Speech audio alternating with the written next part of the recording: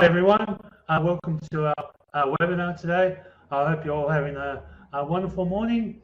I hope you all can hear me. If you can, if a few people could just put in the chat on the right hand side, yep, we can hear you. That will know. Well, apparently it seems to be all good. My name's Mark Adderby and I'm the editor of CX Focus. People are still logging in, so we might just wait a couple of moments. And while we wait, I might just ask people if they would be interested in liking the CX Focus LinkedIn page, so we can keep you updated on future webinars. So we'll just close that, but leave the link there. Yep. So the topic for today is, how is conversational AI impacting the future of customer experience, and what does this mean for your organization? At the moment, conversational AI is receiving a lot of attention as companies are looking to raise service levels while reducing or keeping costs down. So yeah, it's a bit of a hot topic at present. Where during this webinar we'll be discussing the following: how far has conversational AI and things like virtual assistants and chatbots and so forth have advanced in recent years? How can conversational AI improve the customer experience? Thirdly, how ready is your people's organizations for it? How prepared they are for it? And what are the roadblocks, resistance, or challenges organizations face in terms of implementing this technology? What's particularly exciting for me is that we have representatives from two different companies, Roel from Flight Centre and Jayne from Auto and General Insurance, who will explain their organisation's journey in evaluating and implementing conversational AI. I would also like to thank our sponsor today, Curious Thing. Curious Thing is an Australian-born conversational voice AI startup. Digital AI assistants automate inbound and outbound customer support across different stages of the customer journey, helping businesses improve service efficiency and delivering better customer experiences. The format of today's event is that we'll start with a main presentation by Rebecca Wilson, who's already on screen with me. Rebecca is the founder of strategy consultancy People CX. Rebecca has extensive practical experience in CX and EX strategy development and implementation, as well as customer journey mapping, research and measurement, and the application of behavioral economic theory to solve complex business problems.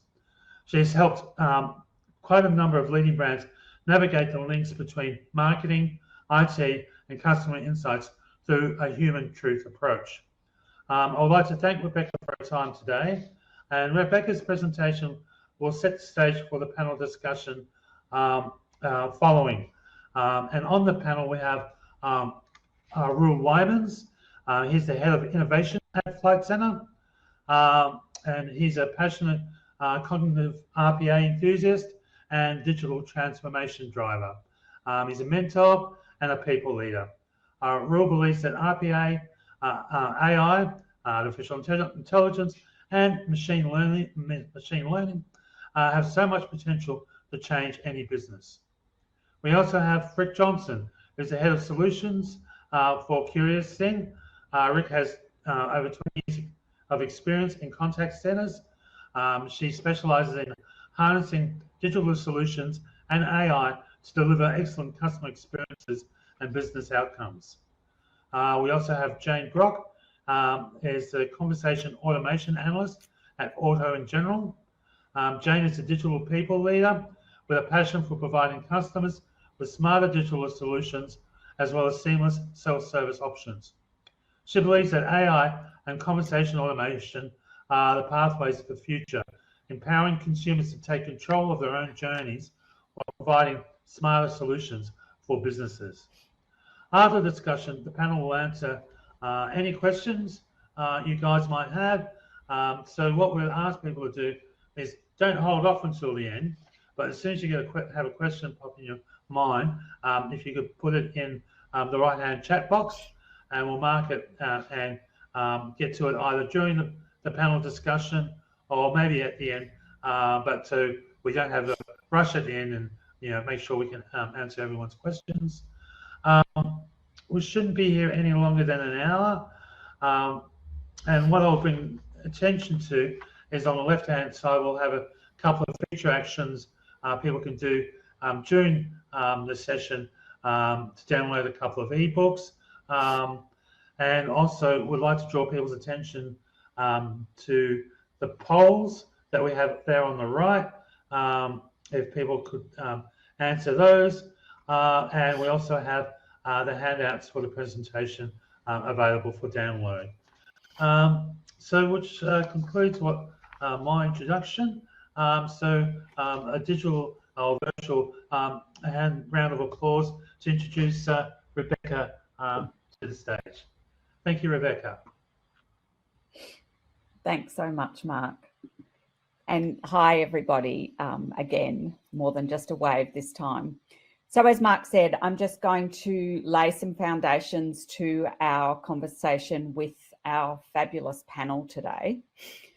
I know we have a lot of digital people on our webinar, just looking at job titles and that sort of thing, but I also don't want to make any assumptions about the level of knowledge that everyone has about AI, conversational AI, and even customer experience. From my own standpoint and age, artificial intelligence has gone from science fiction to science fact within my lifetime. So let's level up. Chatbots have been around for a long time, and in that time, they've rarely met consumer expectations or provided a positive experience. Particularly in the past, organisations were driven to chatbots as a cost-saving solution. And even recently, Gartner predicted that conversational AI will reduce contact centre agent labour costs by $80 billion in 2026. We want to look at conversational AI, though, a little differently today through the lens of the customer. Over the last few years, advances in conversational AI have transformed how chatbots and similar things, and we're going to talk about some definitions in a moment, have transformed how they can be used. They can now offer dynamic experiences in ways previously thought impossible. And this has fundamentally changed, thankfully, the way that many consumers think about chatbots. So what is it exactly that they think now? Consumers are using them more every day. They're more comfortable using them and making purchases and interacting with an organisation through them. The key is when the experience is done right, customers and consumers actually love them. They find them quick, easy, they can even be fun, friendly, informative, and that adds up to them actually buying more and being more satisfied with their purchase experience. In fact, by 2025, it's estimated that 95% of interactions between brands and customers will be powered in some way by artificial intelligence. Though the exact shape of those AI interactions the direction that they may go is subject to things that we might not have even dreamt of yet, the prediction does indicate a staggering shift in the makeup of communications between organisations and consumers. So what we're going to do in this presentation is just, first we're going to look at some definitions of our topic to make sure, as I said, that we're sort of level set with what we're talking about. Then we'll examine, we're talking about where is the future and how will conversational AI help the future of customer experience. So we need to understand what the near future of customers looks like. And that will lead nicely into our panel discussion, where we'll talk through with our panelists how this all actually happens in real life. So conversational AI is a set of technologies. It's a fairly broad umbrella term, I guess, if you like. It's a set of technologies that enable computers to understand and process natural language inputs so that they can talk to humans. So they allow us to interact, us as humans, to interact with machines in the same way that we do with other humans. You can think of conversational AI chatbots, if you like, as the cooler cousin of our early chatbots. One of our panelists, Rik Johnson, really nicely defines conversational AI as being anything that allows a machine to talk back to a human, where the machine is smart enough to understand the context of what is happening. And that's, one of the huge differences. It should be able to be applied to any kind of conversation that you can imagine. So level set, I think we should now, if we didn't before, understand what we're talking about when we talk about conversational AI. The next part of the definition is about customer experience. And I'm sure you're all familiar with definitions. This is the Forrester definition of customer experience, that it's your customers' perceptions of the interactions with your organization. And the really important thing there is it's their perception, not yours, or how you think that they should perceive the interaction. It is their perception. And it's made up of the dimensions of the quality of that interaction as being ease, effectiveness, and emotion. Every time customers interact with your brand, they bring a purpose, a problem, a need, or a question. They also come with expectations for how quickly or easily that outcome will be realized. How will you deliver experiences that respond to customers' new, often unmet, and frequently changing needs and enable them to achieve the desired outcomes? We need to be sure to help them accomplish their goals and meet their needs. And how they determine the value, I guess, of an interaction with you is, again, it's their perception of what they get from you versus what they give up in pursuit of a goal. So they may expect that something is going to be very easy and it turns out to not be as easy as they thought. The value will be lower. If they think that something is going to be quite difficult to achieve, but it's much easier and more effective, then they're obviously going to think that there's a lot more value in that. So those expectations are really important. So our question then becomes, how can the ability for computers to talk and interact with humans impact how customers perceive the quality of their interactions with an organization, with your organization? In a recent interview that Mark did with Tim Sheedy, an analyst who I actually used to work with at Forrester, he recommends, rather than using conversational AI to reduce costs or raise productivity as your main goal, you really need to approach it as a means of improving customer experience. And we're going to talk a bit with our panelists about how they're doing that or how they're planning to do that. Remember that technology is always an enabler. It's part of the management of your customer experience and how you achieve the objectives of your strategy. So who are our customers? Who are they today and who do we predict they will be tomorrow? There's been a lot of posturing about human experience and treating our customers as humans. I still don't believe that a lot of companies get it. Our interactions with an organization are only part of our life. So when I interact with a bank for a particular reason, that's a tiny little microcosm of my day, and there are all sorts of things that may impact the expectations and the goals that I have from that interaction. And it may be part of a whole different journey and solution that I'm looking for in my life.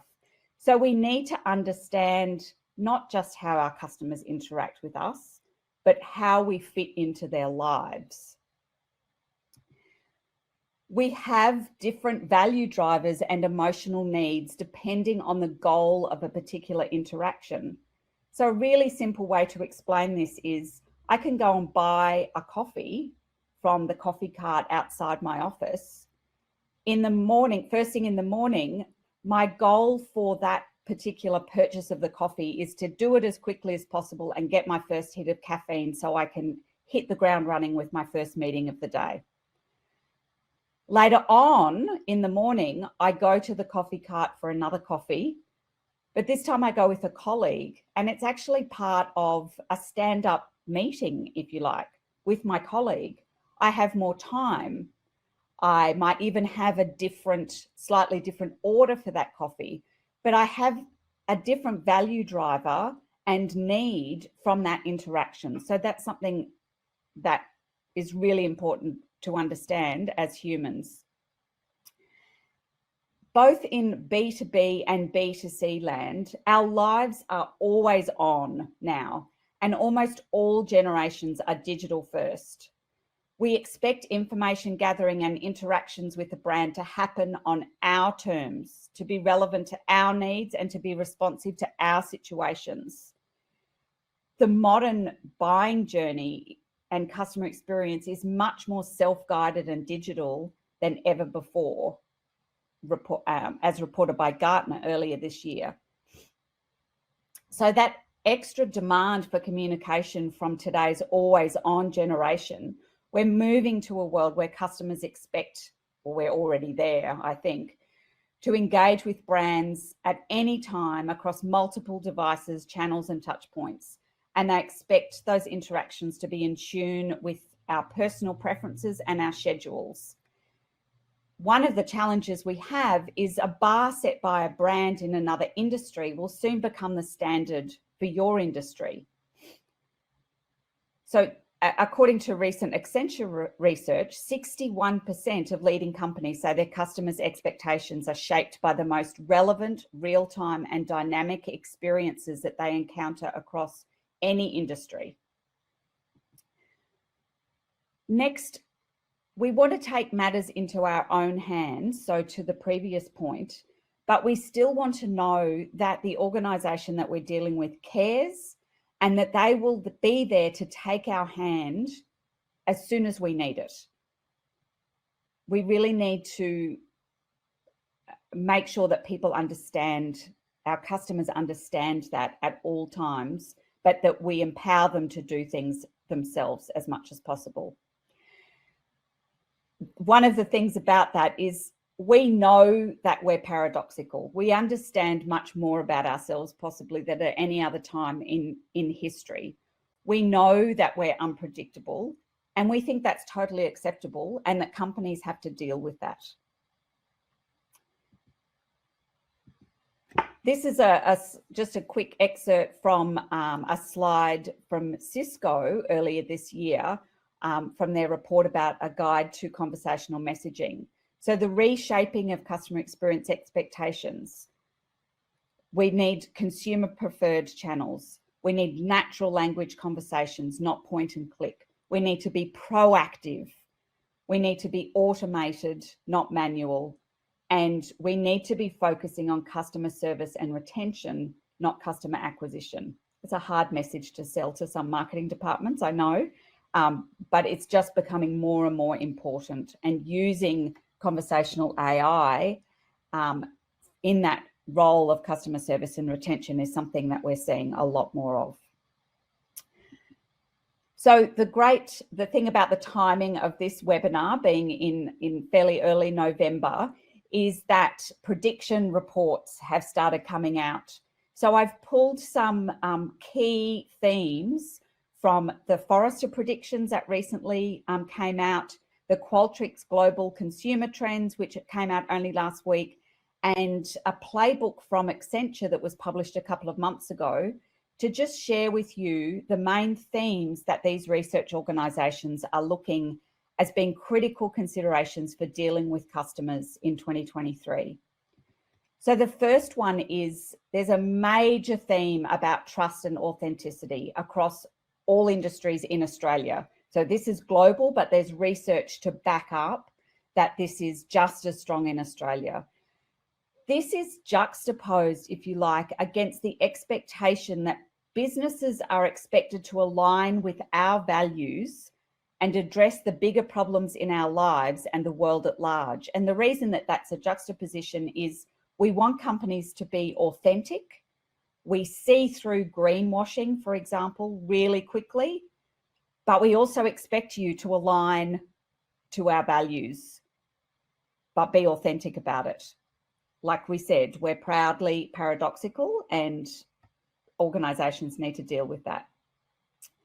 The next theme is almost 100% of C-suite leaders believe that customers are changing faster than they can change their business.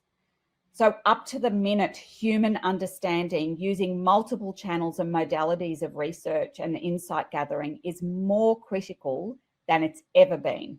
We have to understand how our customers and our humans that we work with, and that includes our employees, how they're feeling on a day-to-day basis almost. We need to focus on delivering blended experiences that align to that understanding that we have, that up-to-the-minute understanding we have, that meet our needs as humans for connection, as well as the rational delivery of the tangible. So an example of this, if you like, because that sounds a bit gobbledygook, is we're flocking back to cinemas to see and experience films with others around us, but we want to order our popcorn from an app and have it delivered to our chair. So we get that need for connection with being with other humans, but we also get a rational delivery, if you like, of some of the tangible aspects of that experience. And finally, we need to drive growth for our organizations through building a fluid operation across functions. So many of the experiences and functionality that we build has become overcomplicated, and it creates underperforming experiences that fail to satisfy. So again, more importantly than ever, breaking down those silos. Customers don't care about silos, and making sure that experiences are uncomplicated and flow seamlessly across an organization. So there's obviously a lot more in all of those reports, and I'd encourage you, we'll send links when we do our follow-up notes to those reports, because each one of them has some really great things, but they were the key themes that I thought were really relevant for today's conversation. Conversational AI offers a lot of opportunities, and it's an exciting area of development for customer experience and digital technology, where its application is wide and varied. But there are also significant challenges which need to be navigated. Tim Sheedy, who I referred to before, who now works for an organisation called Ecosystem, says there's data emerging that shows that there's a real gap opening up in the market in Australia. Gap equals opportunity between the haves and the have-nots when it comes to customer experience and digital experience in particular. So with that, I'd like to welcome our panel onto the stage so we can talk to them about how their organisations are taking advantage of this gap and the enormous opportunity there is in the market today. And here they are. So I'm just going to stop sharing the presentation so we can see people's faces. Hi, Rik. Hi. Can everyone else see Jayne and Roel? Because I can't. But that could just be. I can see them. You can see them? Okay. I've got great. I have a little bug in my system which doesn't allow me to see them, so I don't know what it is. It's happened before. So thank you again. I know Mark said thank you, but thank you again, Rik, Jayne and Roel, for joining us today for this great conversation. We've got around 90 people listening in. So, Rik, I'd like to start with you and particularly reflecting on your experience. So before you joined Curious Thing, you worked for many years with Stella in their contact centre and digital experience operations. What problem or opportunity did the implementation of conversational AI solve for the customer service teams and other teams at Stella? And can you tell us a little about the journey that you took the team on there? Yeah, sure. So Stella was a large, complicated, multinational, multi-service, multi-industry BPO provider. So you can probably imagine that the kind of customer service problems we had were very varied. So one of the things that I was responsible for, particularly in the later years, was around finding and implementing digital technologies that were going to enhance the customer experience. What was really interesting about that was it's really easy to get swept up in shiny new technology and go, how can we use it? And let's try and plug it into somewhere we don't actually have a problem to be solved. So finding the right problems to solve and coupling that with the right technology was one of the most fun and challenging things that I did in my time there. And particularly when you're trying to find that across many, an organization providing service to many different customer types, trying to find problems that had commonality so that when you learn it with one, you can apply it to others was the challenge.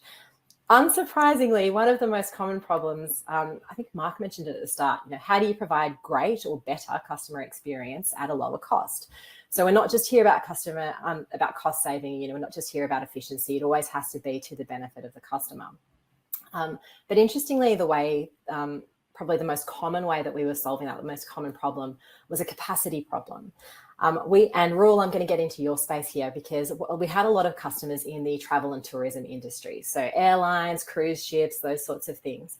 And one of the biggest pain points that we had was seasonality. So whether it was volcanoes blowing up and causing planes to be cancelled, or it was the sale period, so you knew it was going to get busy, or whatever, or just regular seasonality, you could go from regular planned volume to a 300% increase overnight. And you can't conjure 300 times more people to be able to answer those inquiries for customers. And even if you could, how do you ensure that they're providing the right level of quality response, really consistent experience for people? And how do you answer those inquiries across the span of hours when customers actually need your support? Touching all the things you were just sharing with us, Rebecca, that it's the customer convenience thing is an absolutely huge problem. We can't just sit in our 9-to-5 call center hours and expect that that's providing great customer experience on their terms. So onto the tech side, how we were solving a lot of that initially was with taking our chat channels and automating them through conversational AI with web-based chatbots. And it was really interesting. You end up not automating those things where things are going wrong. So you're not trying to get rid of the calls or the conversations where people say, my flight's been disrupted, I'm trapped overseas, I have nowhere to sleep. You're trying to take out all of the other volume that still exists when things go wrong. How do you take out that normal tier one repeatable inquiry type so that your humans are left to deal with the stuff that's hard? Sorry, call center teams, but that's what our future looks like. And then how do you leave the high empathy things with people? Complex decision-making, really nuanced decision-making, case management type work, that stuff should still stay with the humans. So that's a long answer, rambling answer about the sort of things that we were working on. But the biggest thing that I learned when we were implementing these chatbots was the importance of the employee engagement. So, when you're bringing in a digital ally or a digital colleague as part of the team, how do you engage the call center team so it's non-threatening? Yes. And, I think chatbots certainly get a bad rap, but call centers used to as well. And so, I'm sure we've all had that experience where you're handed off to another agent and the second agent says, I'm so sorry you got Nancy, she's rubbish at her job. And the entire customer experience and trust is broken. Yeah. It's the same thing going from chatbot to human agent. And so you have to have advocacy between the channels, clear roles, clear responsibilities. So figuring out all of that human implementation internally so that you could have a great experience externally, that was some of the big learnings across that journey. Yeah, that's a fantastic one. That last one, I experienced that in the early days of, with the technology team implementing a chatbot and the call center agents being so anti it, that they diss it to the customers quite openly. Yeah. Which was quite, it's super damaging to the brand, if nothing else at all. Yeah, let alone the technology. So thank you, Rik, so much. There are so many themes that I want to pick up there, but I do want Jayne and Roel to have an opportunity just to talk about your experiences. So your teams, Jayne and Roel, are both in the preliminary stages, if you like, of implementing conversational AI. Can you talk us through your journey to date? And maybe, Jayne, I'll start with you. Yeah, absolutely. So you are right that we're very much in those preliminary stages. So for us to date, we've had mainly the linear rule-based chatbots that are more concierge style. So a customer will come to a landing page and it'll be like, where can we direct your inquiry? And then it transfers through to obviously a human to resolve that inquiry. We have had some experience with some more in-depth chatbots, especially insurance industry is also quite volatile with, as a lot of you would know, there's been some pretty major weather events Yes. in recent times, which is then obviously delivered huge volumes into that insurance industry. So we had to think quick and go, how can we get to as many customers as we can, and obviously make sure that they feel heard and that they can channel their claims through to us. So we were able to implement bots into some of those journeys that would ask, what's happened, tell us about your event, and when you've done telling us that section, just hit done to move on. The important thing to note there was that those conversations still did end up with a human to be able to process that claim and then get back to the customer and go, here's where your claim's at, here's your claim number, this is where it's going to go from here. And at the very start of those journeys, we made sure that we introduced, this is a virtual assistant that's going to ask you questions to make sure that that journey's smooth. And it's all about making it more efficient and more quicker so that we could get to as many people as we could, especially when obviously call center volumes were unprecedented. They hadn't been forecast and started blowing out. So customers, of course, were very forefront of our decision making in that Yes. process. So me personally, I've gone from being a web chat team leader. So in my early days in Auto in General, I was a web chat agent myself, moved into team leadership, and did have some of these linear chatbots on my team to start off with, to manage and understand where they were interacting with our customers and our customers' feelings about those bots. And now I've moved into the conversation automation role, to take all that learning and all that data that I've had from dealing with a people team to translate that into now what are our opportunities for automation within Auto in General. Do you think, so I have two questions. Do you think that the journey that you've been on, not maybe you personally, but also the organisation, has that been the sort of the right length of time, or have there been, could it and should it have been quicker? Have there been roadblocks in the way that you've had to navigate through? So the most important thing is, insurance being such a jargon-based industry, there's a lot of technical language, and there's a lot of research that says not a lot of customers fully understand what they're covered for and actually read their policy documents and stuff like that. So as a business, we've invested in changing our product disclosure statements and things like that to be plain language.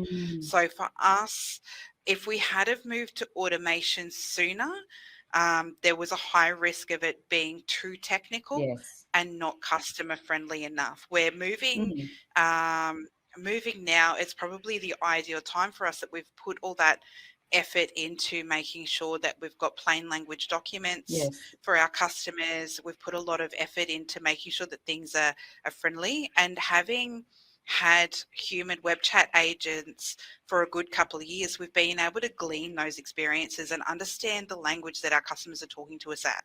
So moving into conversational AI, we can use all of that information and leverage it so that we can respond to our customers in the way they want to be responded to, in the language that they're using. Yeah, that's great. And thanks, Jayne. The other question I had was, you mentioned that you introduce the virtual agent at the beginning of the conversation with a customer, and so so they know that they're talking. Was there any discussion internally or any conflict around doing that?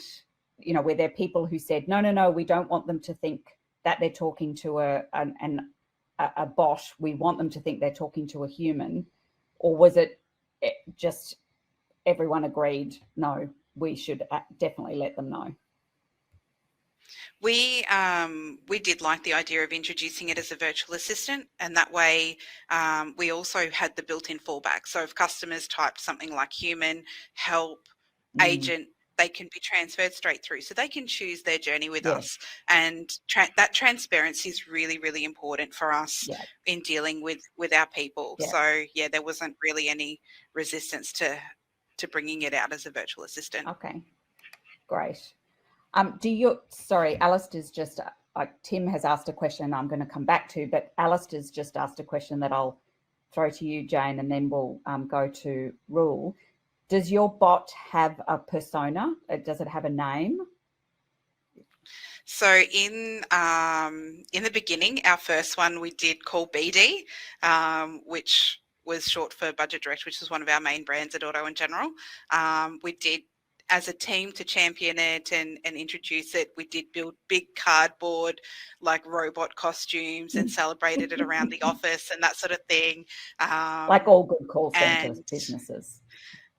That's it. It was sort of, we really championed BD, and at the start we did introduce it to customers as BD, but these days we just, because we've moved more into that concierge style for the time being, we've got just virtual assistant, but we do have other bots within the call centre that all have different names depending on their role. Okay, great. Thanks so much, Jayne. So Roel, if you could tell us a little bit about where Flight Centre is in their journey with conversational AI, and just to point out as well, so Jayne was obviously talking from Auto & General's point of view that it's generally a business to consumer conversation. Roel's team are talking to businesses, so Flight Centre, stores and that sort of thing. So this is a B2B situation, which is really interesting. So Roel, could you tell us a little bit about your journey? Yeah, so I sit in the global supply side of Flight Centre. So as you said, we service most of our travel consultants and third-party sellers. We support them both from Make Systems, obviously, and a product side as well. For us, the journey really is very much at the beginning. We're still building our foundation around looking at what data we currently have available, what the customer journey is, what the employee experiences are, in order for us to be able to do exactly what we talked about before in terms of trying to reduce the everyday conversations that we have with our customers to being able to deal with the important and the critical side of things is not only a cost reduction, obviously, which every company will be happy with, but it's very much an employee experience and a customer experience for us. So for us to look at what data we have and manage that data in a way that we're going to be able to use conversational AI, and not just through chatbots, but also through things like email classification and speed of delivery of service, what we can actually achieve by accessing what we already have in our data warehouse. So we are looking at chatbots and we are looking at email classification, but there's so much that we can do with that technology that isn't necessarily related to direct conversations through things like chatbots. But the technology is so vast that we want to make sure that the models that we pick up are specifically suited for the industry that we're in. And that may mean that we look at some of the natural language models that exist, but most likely we'll probably look at actually developing some of those models ourselves, depending on what our need is at the time. Yes. So Roel, to Tim's question where he's asked, is live chat required first to be able to build an effective conversational AI? what you were just saying there would suggest, correct me if I'm wrong, that it really depends on what you're going to use the conversational AI and natural language processing, etc. for. Would that be right? Yeah, I believe so. I mean, we're in some of our areas, we're currently using live chat as one of the companies that we're using for some of our existing bots, which, like Jayne mentioned, very similar to what they used to have in place, which is very linear, very direct, information in, information out kind of chatbots. But in order to look at leveraging that new technology, and certainly with NLP and NLU available, live chat for us is just not the right platform anymore. So do you need particularly a live chat type bot to start with? I don't believe so. I think the technology is advanced enough that you can look at conversational AI bots pretty quickly.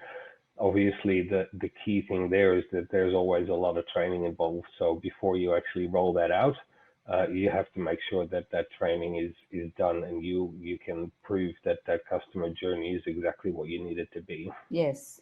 Yeah. Thank you so much for that, Roel.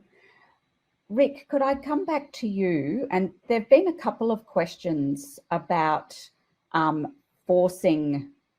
So Connor asked for recommendations to force customers into the customers into the AI chatbot process. And Sarah asked an aligned question about how do you get the virtual assistant or the customer to interact with the virtual assistant when they've just immediately asked for an agent. From your experience, both at Stellar, but also with other organisations that you're working with, what would be your suggestions there? It's a great question. Yes. And I think Jayne touched on it really nicely about giving customers the choice. I think if you force people down a channel, they inherently sort of kick up against it. You know, they're going to feel like they're not in control of the situation, and then they maybe don't have a line of sight to how they can get to a human or what the AI is capable of doing. So I think it's really important to set people's expectation about what the AI is capable of, what its role is, and doing that right up front and letting people know what their options are. You know, we're in a voice AI provider rather than text-based, but the challenges are the same. And so what we want to be able to do is let people know, you know, I can help you with this, but if you need to speak to a human, you can ask for that as we go through. And when we tell people that up front, we actually find that people's willingness to attempt resolution with the AI is significantly higher than if you don't tell them they've got that opportunity, which is a bit of a surprise. You're always going to have people who get on and say, operator, because some people are just like that. Yeah. But that's okay. We're not trying to resolve 100% of things. We're trying to make it possible, convenient, all of the great things, you know, ease and efficiency you talked about before, Rebecca. You're trying to provide those options. So I think it's about, setting that expectation, giving people the choice. And then if people are still opting out, go back and review what it is that you said that has meant they don't understand why they should stay with the AI. Every opening line is a sales pitch for the conversational AI. Absolutely. And it is, you know, it is a test and learn. It's run experiments. Which statement first up has the best uptake, and which statement maybe just sends people straight to the human. That's great. I'm interested in how, Jayne, maybe if I could come to you for this next question to start with. How are you proving the return on investment of conversational AI or any tech-based customer service solution when you're developing business cases? You know, obviously recently you've had a new role created. What have been the business cases around those solutions? So basically we look at the opportunities for containment within customers to have the ability to self-serve. I know me personally as a consumer, I'm the kind of person who I want to be able to manage all of my accounts myself. I want to be able to self-serve wherever possible. And I know that sounds weird coming from someone that's been a people leader, but if I can avoid people and do it myself in such a busy world, I will. And at Auto in General, we've got some really great self-service tools for customers to self-manage their own policies and things like that. And we've found that through our reporting, there's still a percentage of customers that are logging in, they're looking around, but they're still calling. So there's an opportunity there to encourage that self-service, and the way that our human chat channels are just growing month on month with volumes say that people don't want to call in. They want to be able to have that self-service option. So there was some gaps identified there where we can encourage that and provide some really friendly, here's how you do this, just go here, click there, that sort of thing. So for us, the actual measures that we are using is obviously looking at the customer satisfaction in each journey, because that's a big one. So we also have to stay agile. So if we roll something out, we have to be able to go, okay, is it hitting that mark? Yes. Are the customers happy with that? Or quick note, back step. My general manager says fail fast. Yes.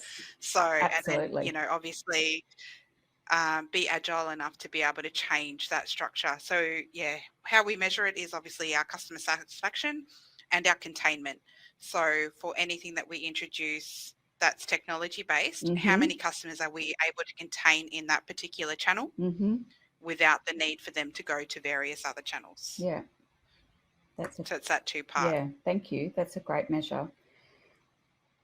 We've got so many questions that I'm tempted to divert away from our prepared questions. I hope panelists are okay with that, because I know that you may have prepared some answers.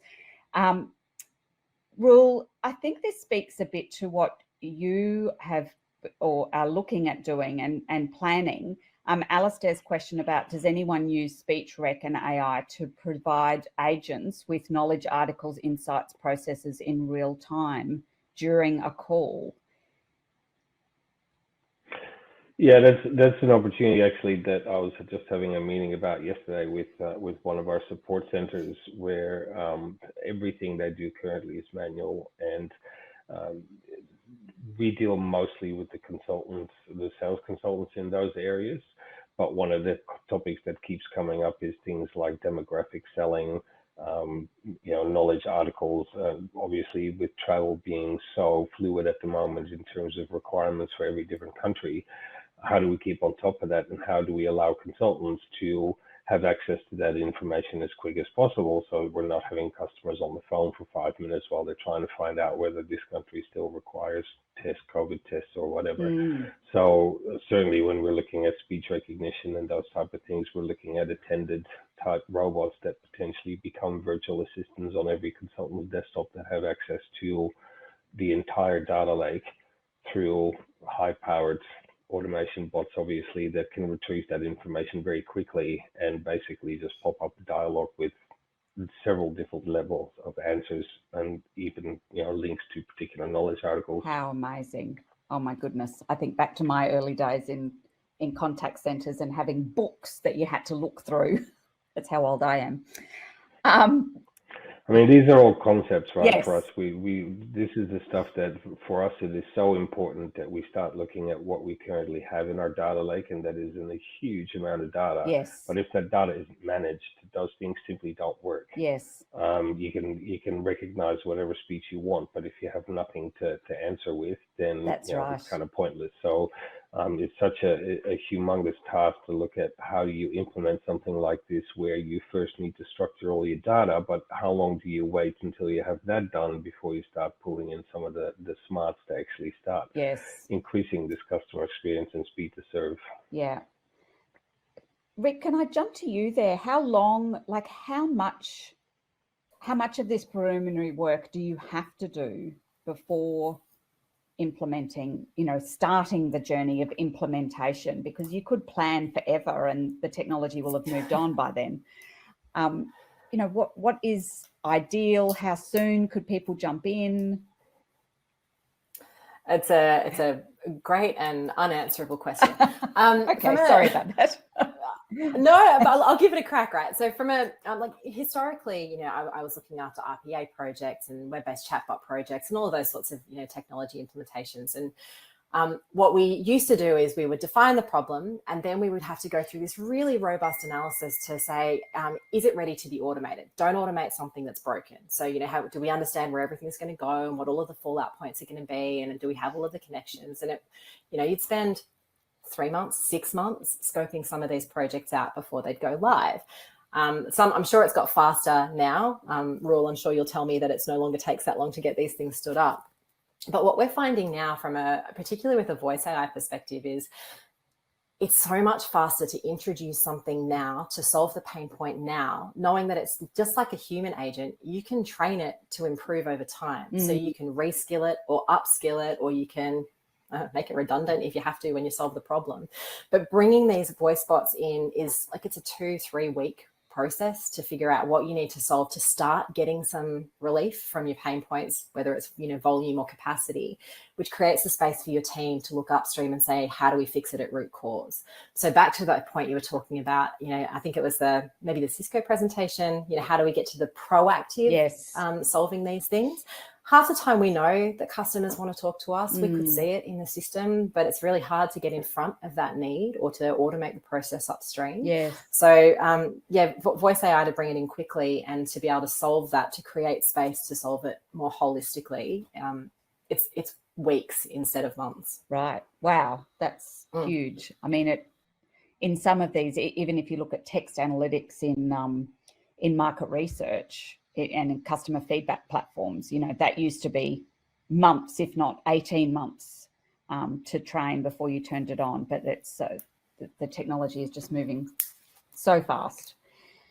Oh, so fast. And I will say that we were in the middle of a next best action recommender project. So like the stuff we're talking about using AI to prompt those articles. And I don't think we ever got it to go live. And it's one of the reasons I've moved into this side of the technology, because, you can solve things now. Yes. Because it's a little bit more ready, while those other things still seem to be emerging about how do you do that in a fast, scalable way in so many different environments. Yeah. While I'm with you, Rik, sorry, somebody asked, sorry, I'm just going through. We've got so many questions. Bodhi asked about customer bases skewing older. Does the voice AI, in your experience, appeal differently to the older demographic who maybe aren't as digitally savvy compared to traditional, type in chatbots? It's a very interesting question. It's certainly a reservation I think most organisations have. And I think we do our older generation a bit of a disservice, assuming that they can't adopt all of these digital channels. My mum's way more tech savvy than me. I think that having both is your ideal, in the same way that some people will call the call centre and some people still want to send an email and some still want to go into a bank branch. Giving people the option for what they feel comfortable with is way better than making an assumption. Yes. And the other thing is to ask them, let them try, do a customer focus group, design it with them. The thing that Jayne was touching on before about making sure people understand that it's a virtual agent, so they understand how to behave differently with it if they need to. Yes. Conversational smarts now generally mean you can interact with it in exactly the same way that we're talking. But there's a piece of customer education about how to get the best out of that channel. Yes. And that's not just older demographics. It's, people, maybe English is a second language, people who have different communication needs. There's some people who can't speak at all, so voice is going to be no good for them. Like, how do you make something customer centric so they can still solve their problem in the way they want to? Yeah. Fantastic.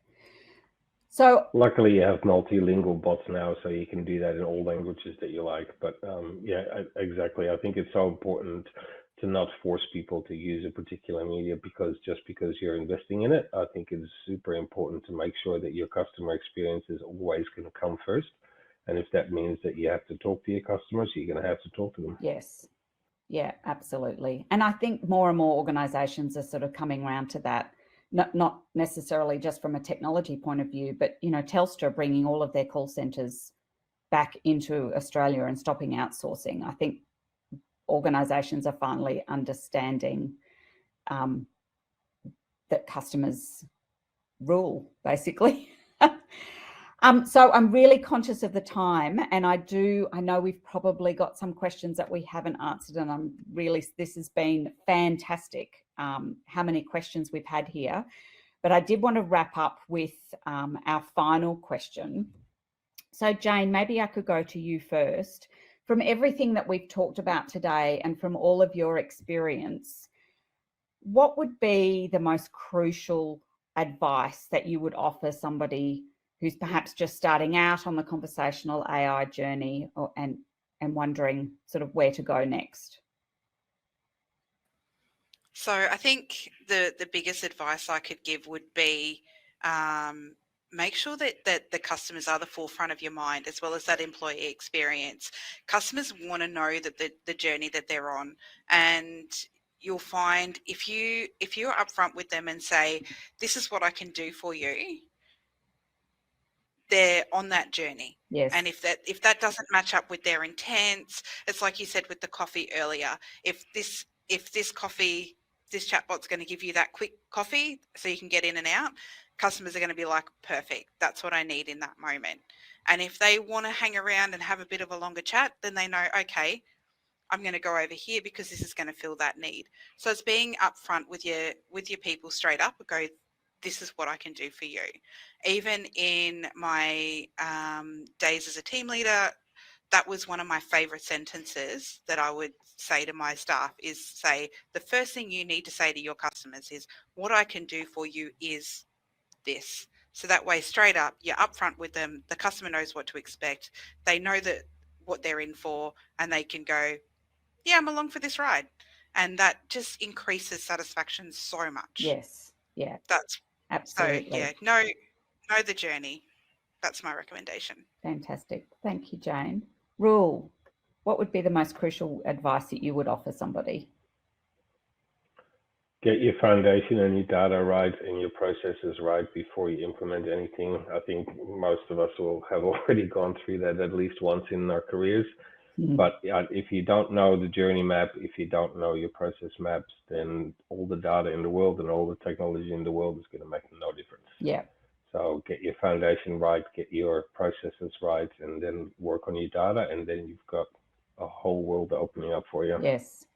And in fact, if it does make a difference, it will make it worse. It will make things worse if you don't have all of those in place. So it's fantastic. Thank you, Roel.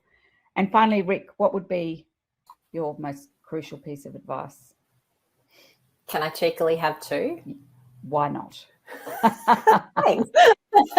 Look, the first one's pretty similar to, I think, what Jayne was saying. When we're implementing anything, does it have value for the business and the customer? So don't just implement it to save money. Don't just implement it because the customer says they need it. It has to make sense on both hands. And so we're always testing as we're looking at something. Should we go ahead with this? Does it make sense for those two stakeholder groups? So that's one. The other one's a little bit different from Roel's, which is to just start. So yes, you need to have your data and your processes and things understood, but oftentimes, we want to wait and make sure we've got it perfect, but your customers will interact with an AI in a different way from what you plan. So you need to get it out there in the wild so you can learn from your customers and they can help you to teach the AI to be the service channel they want it to be. So I would say just start and be prepared to learn really quickly. Yeah. Do organizations have do they bring on board a group of customers who are willing to help them do that? Or, do the customers know that they're testing? Yeah, sometimes, completely depends on the use case, but we certainly have customers who have invite certain customers into like focus groups. It's huge amounts of internal testing. Always include your call center in your internal testing because they'll talk to it like your customers talk to them. I like that one. If you have the luxury of a focus group to then be able to say, really, what did you think of that? Yes. You can usually tell by the way the person reacts in the experience, but then you also get the chance to ask them, what else? What else should it have done? How else should it have felt? Even if it was resolved, was that right for you? Yeah. Fantastic. Yeah, we use proof of concepts for that purpose. We build proof of concepts out with a large enough audience to be able to look at what the actual experience is like, and then from there we can scale. Yeah, fantastic. Well, thank you all so much. We're going to comb through all of the questions and make sure that we, in our follow-up articles and that sort of thing, answer all of the questions that you've asked. There were other questions I was going to ask the panel as well that we didn't get to. This is obviously a huge topic with lots and lots of interest, which is just fantastic. So expect lots of follow-up from CX Focus. And I'd like to thank again Curious Thing. Really excited to keep observing the journey of a fabulous Australian startup business. So thank you, Jayne. Thank you, Rik. Thank you, Roel. Thank you, everybody, for attending today. Mark and I really appreciate your attendance, and have an awesome day. Thank you. Bye. Thanks, guys. Bye.